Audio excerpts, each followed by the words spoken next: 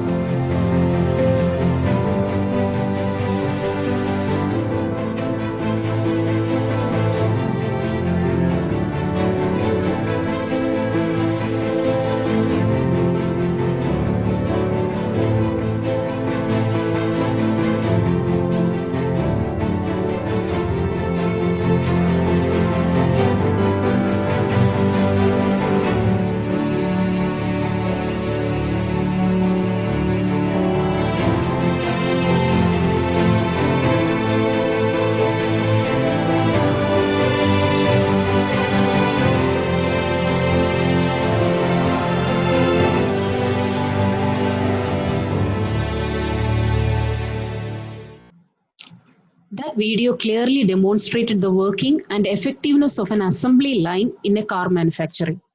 In an assembly line, the manufacturing process is divided into steps and are completed in a predefined sequence. Similarly, the concept of pipeline in parallel computing, the series of instructions are divided into phases and they overlap during the execution. As in the case of assembly line, the pipelining in computing also saves a considerable amount of time. So to make it more clear, consider the example of a bottling plant. There are three stages in bottle packaging. One is inserting the bottle, two, filling the bottle with water, and three, sealing the bottle cap. Each process takes 1 minute to complete. In a non-overlapped system, one bottle is inserted, then it moves to the filling slot. After filling, it moves to the sealing slot. In a pipelined assembly, once a bottle is moved to the filling slot, immediately the next bottle is inserted at the slot. By the time, water will be filled in the previous bottle. All the three phases are now overlapped in its execution. So can you give me the average time needed to have one packaged bottle in both scenario 1 and scenario 2? You can see that in the scenario 1, it takes 9 minutes to complete the packaging of 3 bottles. And in scenario 2, it takes 5 minutes to complete 3 bottles. So the average time is 3 minutes in scenario 1, whereas it is 1.67 minutes in the pipelined assembly. Now see an arithmetic expression AI star BI plus CI to be evaluated for I is equal to 0 to 7. In a pipelined execution, the registers R1 and R2 will store the values of A and B for I is equal to 0. In the second cycle, three things will happen. R1 and R2 are multiplied and saved in R3. Second parallel execution will be R4 will store the value of CI. And the third parallel execution will be R1 and R2 now stores the value of AI and BI where I is equal to 1. In the third cycle, 4 instructions will be executed parallelly. For I is equal to 0, R3 and R4 are now added and saved to R5. For I is equal to 1, R1 and R2 are multiplied and saved in R3. For I is equal to 1, R4 stores the value of CI.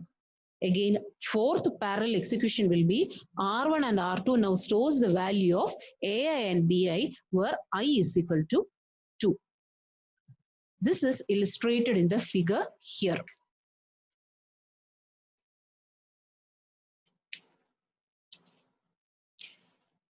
Again, in this diagram, the clockwise execution of instructions are illustrated. You can see that in the first clock cycle, R1 saves A1, R2 saves B1. In the second clock cycle, R1 saves A2 and R2 saves B2. By the time R3 will be multiplying the value of A1 and B1. Then C1 will have the value of R4. The third cycle, A3 and B3 will be stored to R1 and R2 respectively. R3 will have the value of A2 into B2 and R4 will save C2. And in R5, A1 into B1 plus C1 will be stored. Continuously, it will happen for 9 clock cycles until all the values for I is equal to 0 to 7 will be saved. So usually in the design of a base pipeline, there will be an input end and an output end. There will be buffers to save the intermediate results. Usually a pipeline is synchronized by a common clock. So hope you are clear with the concept of pipelining in a parallel architecture.